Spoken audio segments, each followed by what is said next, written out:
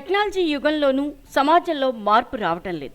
మహిళలపై అత్యాచారాలు, వరకట్న వేధింపులు నిత్యకృత్యంగా జరుగుతూనే ఉన్నాయి.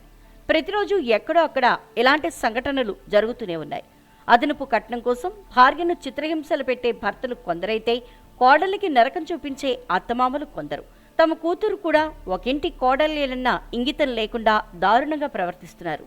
అందుకు ఉదాహరణే ఈ ఘటన.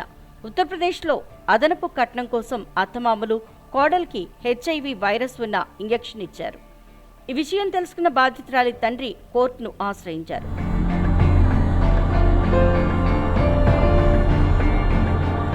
బాధితురాలి తండ్రి కథనం ప్రకారం ఉత్తరప్రదేశ్కు చెందిన యువతికి ఉత్తరాఖండ్లోని హరిద్వార్కు చెందిన అభిషేక్ అలియాస్ సచిన్తో 2023లో వివాహమైంది.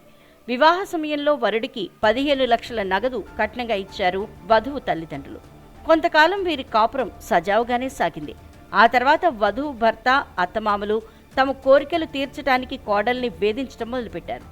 కారు కొనుక్కోవడం కోసం పుట్టింటి నుంచి మరో 25 లక్షలు తీసుకురావాలని సచిన్ తన భార్యకు చెప్పాడు. ఆమె కాదనడంతో అత్తమామలు కోడల్ని వేధింపులకు గురిచేయటం మొదలుపెట్టారు.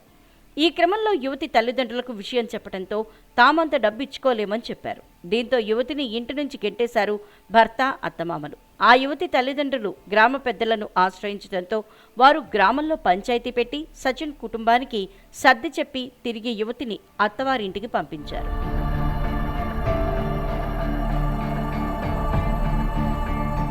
కొన్ని రోజులు సైలెంట్గా ఉన్న అత్తమామలు అదనపు కట్నం తేవాల్సిందేనంటూ యువతిని మానసికంగా, శారీరకంగా వేధించడం మొదలుపెట్టారు. తమ కుమారుడికి మరో వివాహం చేసేందుకు సిద్ధమయ్యారు.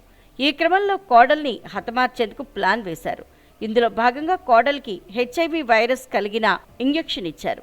కొంతకాలానికి యువతి ఆరోగ్యం క్షీణించడంతో ఆసుపత్రికి వెళ్ళింది. పరీక్ష చేసిన వైద్యులు యువతికి HIV సోకినట్లు నిర్ధారించారు.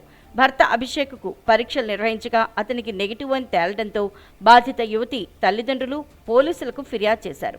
పోలీసులు పట్టించుకోకపోవడంతో బాధితురాలు స్థానిక కోర్టును ఆశ్రయించింది. కోర్టు ఆదేశంతో గంగో కొత్వాలీ పోలీసులు అభిషేక్, అతని తల్లిదండ్రులపై వరకట్న వేధింపులు, హత్యాయత్నం లాంటి పలు కేసులు నమోదు చేసి దర్యాప్తు చేపట్టారు.